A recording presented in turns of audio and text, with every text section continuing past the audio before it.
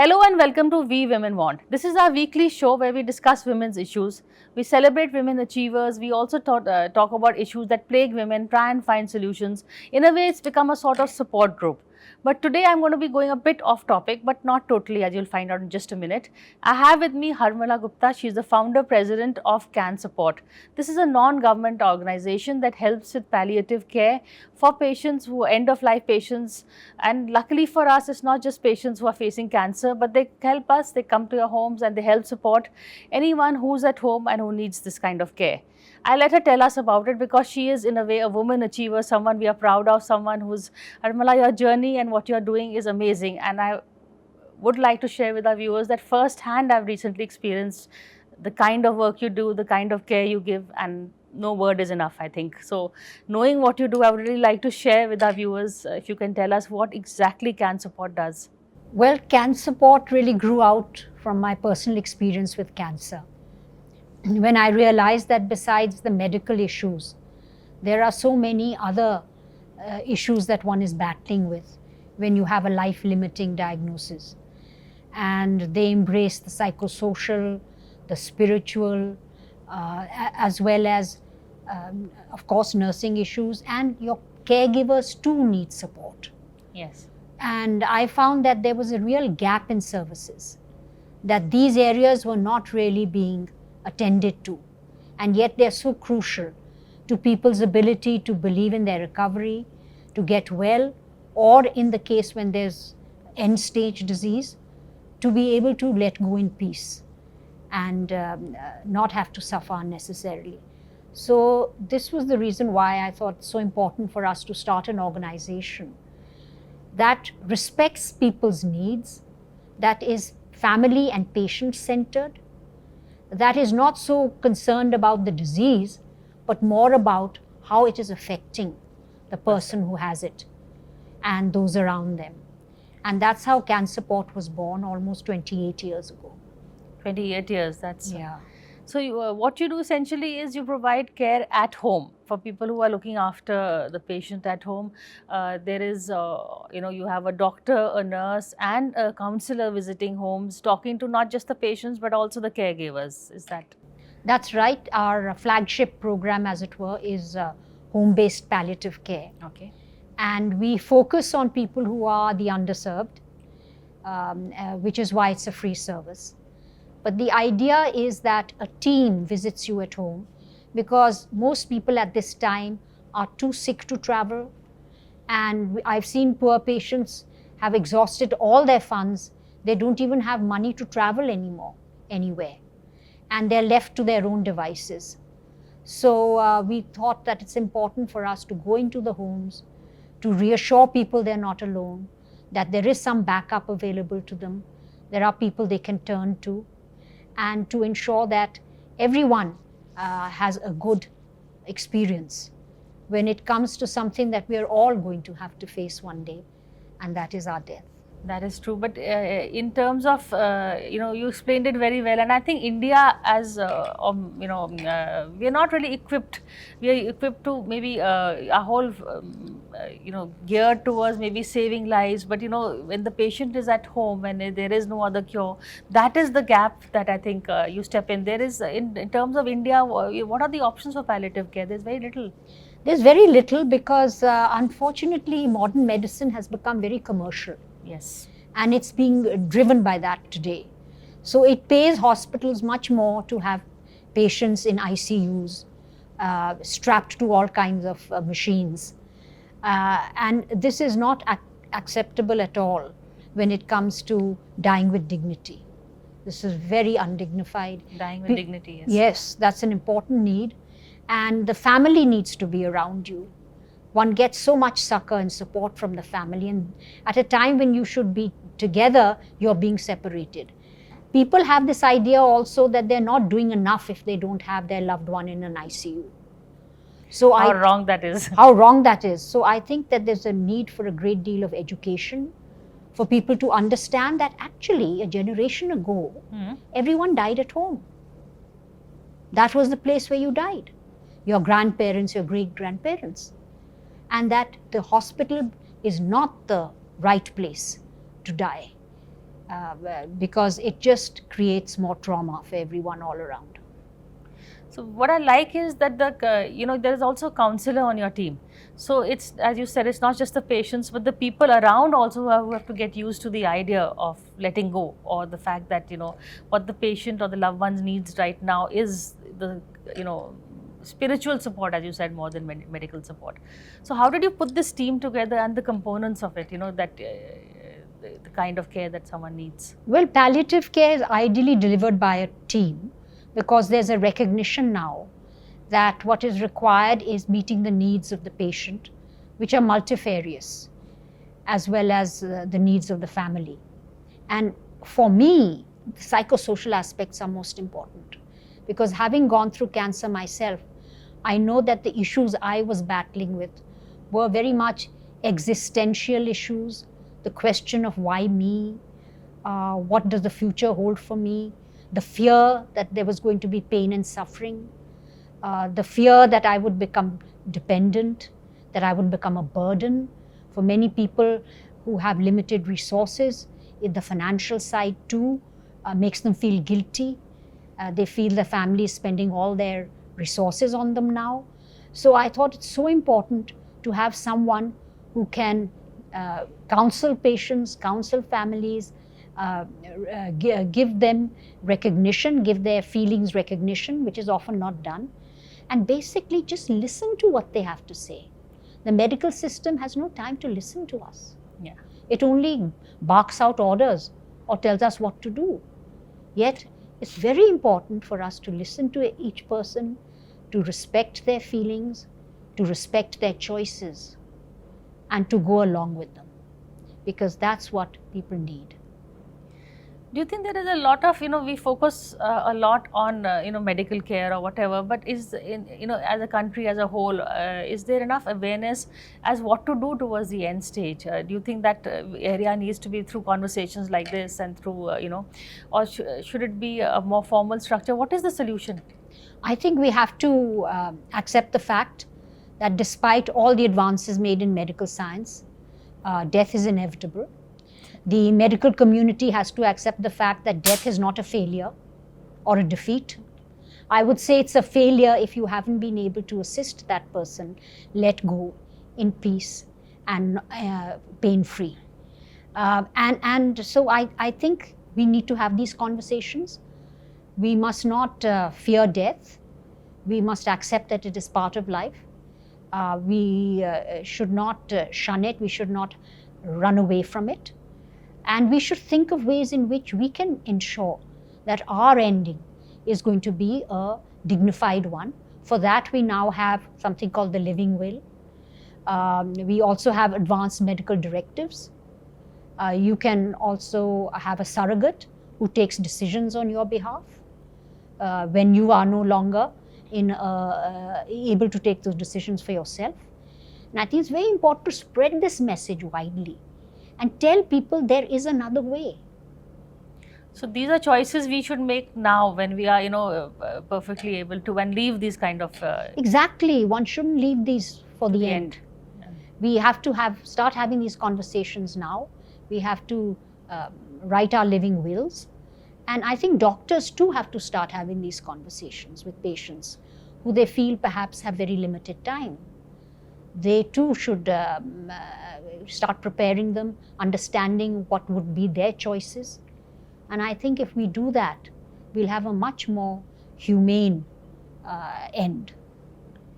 Because what we do is we try and protect the person, or we say sab theek ho jayega, or death is such a taboo word, which is very, considering our history and the spiritual connect of our civilization, yet we don't talk about the most important part of our life, which is death. Very true. It carries a kind of stigma. You'd be amazed even now, people don't want to disclose that they have a diagnosis of cancer. Yes. Simply because they feel, or people will think, that we just have a little time to live. And so they're frightened that this person now has a sort of aura of death or dying around them. So people hide that. So I think we have to get over that. And you're right, Priya, that one would think that in such a spiritual country, you'd have some understanding of that. but I'm afraid we are quite materialistic as anyone else. And we've started to believe perhaps that money can even buy you life. And the medical system is promising you that. But the question is, at what cost are you buying that life? If you're going to be hooked up to a machine, where's the quality of life? What meaning does that life have anymore? That's true. When you started this, what was the kind of reaction you got? Did you get a lot of support, or people were skeptical, or it's something? Today I have to share with you. I was sitting in a room, and I think more than half the room knew about it. Because at my age, all our parents are ill, so they've had support from CanSupport, people with cancer, people without cancer, because there is no other help that we have. See, even when I started talking about palliative care, I found that even the medical community in India was ignorant. It was something that started in the UK, the modern hospice movement, with the modern hospice movement. You had Dame Cicely Saunders, who was one of the founders of this movement. And her observation as a nurse and later as a doctor in a hospital was, the hospital is not the right place for people at the end of life. They need a more loving, caring environment, because she found that they were mostly ignored in a hospital setting. Plus the fact that their pain was not being attended to. And she talked about a concept called total pain, which went far beyond the physical. We know that often psychological pain presents itself as physical pain. So there's an interaction between the two. So she started the first hospice in the UK and began to do research on oral morphine as a drug of choice for end of life, especially when there was intractable pain. So, but in India, we had no knowledge of this, it seemed to me. We were not conscious of it. And some of the reactions I got were quite surprising, because people said, oh, pain relief, palliative care, anyone can do it. We can do it. Often that was a reaction of people, or they'd say, it's not going to make any progress because there's no money to be made in it. Because what you're offering people is just symptomatic care, which is not expensive care. And oral morphine is not an expensive drug. So people can manage quite well within their means. And if they can't, we have patients who can't, we provide them to them free of charge as well. So yes, it was new ground that had to be broken. There was this taboo not only around death but around oral morphine, because no one had actually used it in this country. The doctors didn't have the experience of using it. So immediately issues of addiction would come up, or respiratory depression, etc., which really are not of any relevance at the end of life. What you're trying to do is give that person as comfortable an end as possible. And if your body is racked by pain, you can't think of anything else. Correct. So it required a great deal of education, and I'm happy to say that we've come a long way since then. How many volunteers, and what is the team like? Well, we have a team, as you alluded to, which has a doctor, a nurse, and a counselor. And we have more than 34 teams now, based in different parts. It's all over India, or is it? We're in 5 states now. We're in Haryana, UP, Punjab, and I think we're in Jamshedpur as well. So we are slowly growing. And there's a great need for this. The only thing that holds us back, frankly, are the funds, because we run on donations. And as long as they keep coming, we can keep the work going. And so we do a lot of training as well, besides actually doing the care in the field. We have a rehabilitation program often for families who may have lost their main caregiver and now find it difficult to have a source of income available to them. So women are sometimes given sewing machines, they can start working from home, or sometimes these thelas are given to families where the children can now start selling vegetables. Their father may have been a vegetable seller and he had sold everything, and they can earn some income that way. But we do encourage children to continue with school. So we have donors who also sponsor children's education so that education can go on. So this rehabilitation program is of, I think, very essential. And another, we have open clinics where people can come in. For example, we have a van that's parked outside 2 major hospitals. So people who have had their treatment can come to us and talk about their psychosocial issues, as you said, the counseling, because that's not available in most hospitals. I'm going to ask you more on this. I need to take a quick break, but I'm going to come back and ask you more about the work that you do, because this is not, I mean, this is, you're going beyond death in a way, and I think this is also a source of comfort to the patient, knowing that his or her loved ones will be looked after. The support system extends even beyond. So I'm going to talk to you, but after a quick break.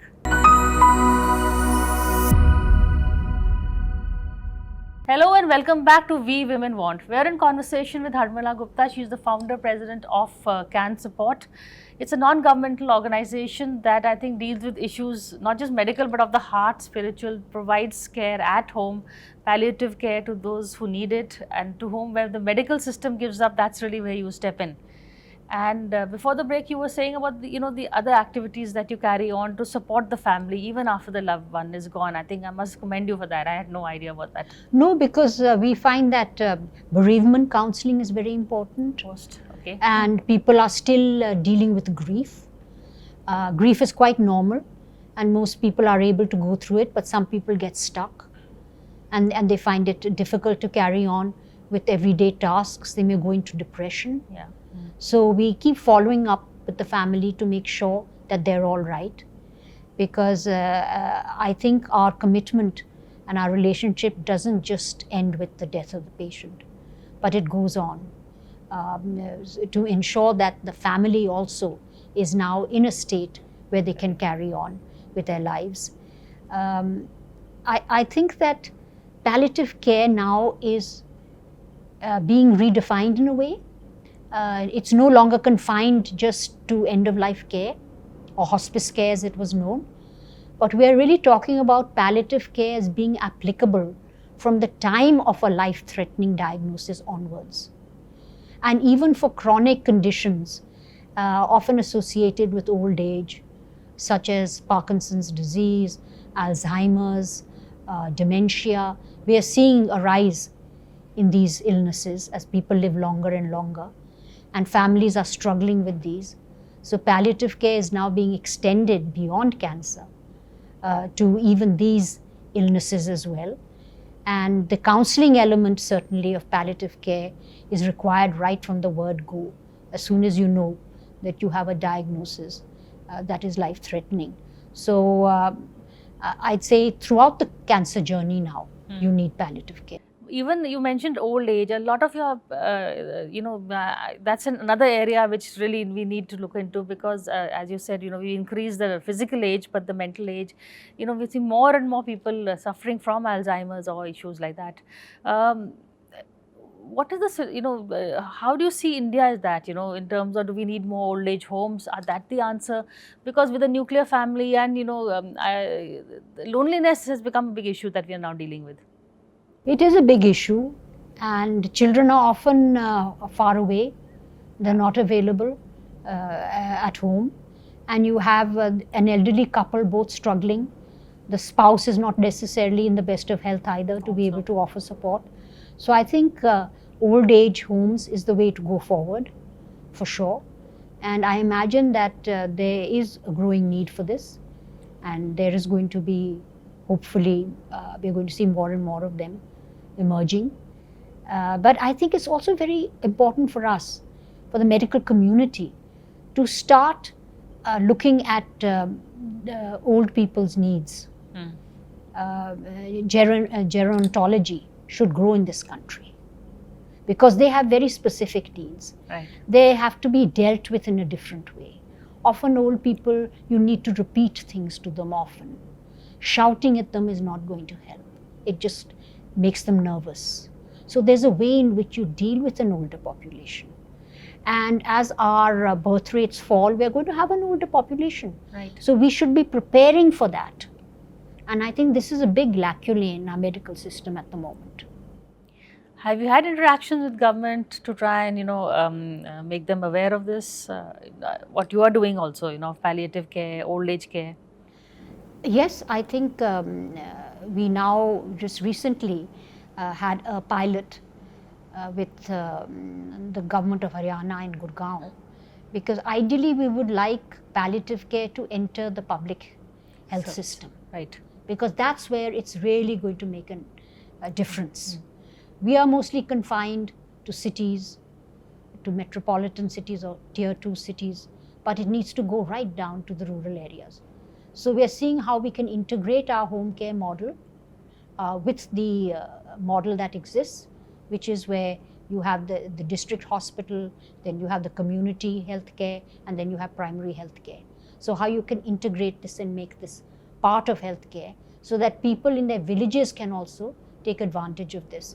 We can get the health workers there, give them a certain amount of training so they can identify people who need this help. And then they can be referred on to the nurse or the local doctor in the public health system. So I hope that the government will take this up. It's a growing need. We need community care now, care in the community, wherever it exists. And would your recruits, are they from different sectors? Are they from RWAs? Are they from the corporate world? Our volunteers are. You had sorry. asked about the volunteers. Volunteers, huh? We have almost about 60 volunteers, all very committed. And they come from all walks of life. As far as our palliative care staff is concerned, those in the field, they're experts in palliative care. They're professionals. They've all been trained in palliative care. So we have a GP. You don't need a specialist, a GP, a doctor, a nurse who knows about nursing issues, and a counselor who can help the family at this time. So they're the core team. Sometimes you can add to that, you can add a physiotherapist. Or you also do that? You can do that if the need is for physiotherapy. The idea is whatever the need, we will try and fulfill it. Sometimes there's a spiritual need. People just want to talk about what's happening, and they would like perhaps some person from their religion to come and also have a conversation with them. So we try and facilitate that as well. So I would say the team keeps on growing and expanding depending on what the need of the patient is at that point. And before we end, a bit about yourself. You shared with us that you're a cancer survivor. But before that, what were your plans? What did you plan for yourself? Did you ever think you would start something in palliative care? No, never. Not at all. In fact, at the time when I was diagnosed with cancer, I was in Canada. I was doing a PhD in Chinese studies, of all things. God, of all things. Yes, in McGill University in Montreal.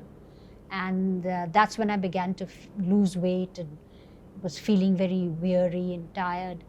And finally I was diagnosed. I was 33 at that time, was diagnosed with Hodgkin's lymphoma. I had a 3-year-old son. And it just struck me how ignorant I was. Here I was doing a PhD, and the doctor asked me, what do you know about cancer? I said, all I know is it kills. So he says, you're terribly ignorant. There are a lot of people today who are living with cancer and living for a long time. I said, is there cancer in India? He said, of course. I said, but I've never met a cancer survivor in India.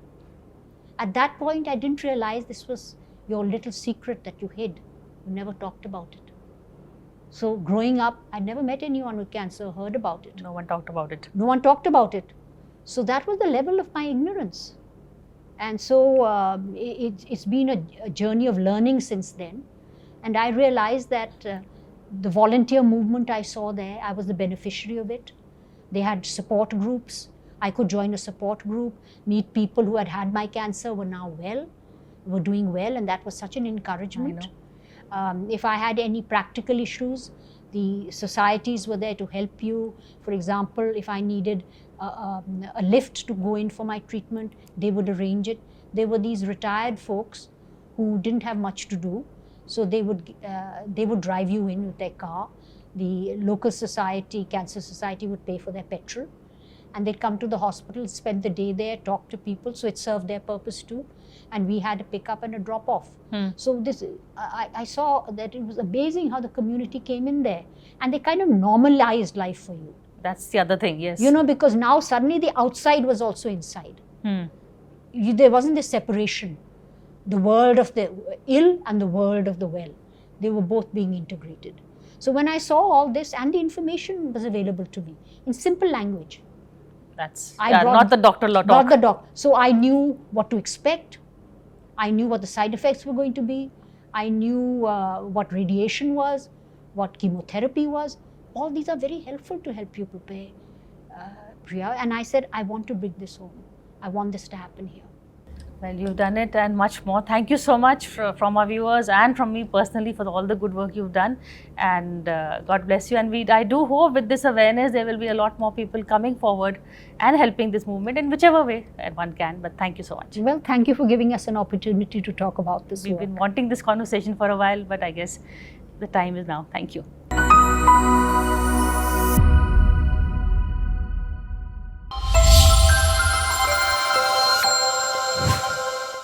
For more such videos, subscribe to the NewsX YouTube channel, hit the bell icon.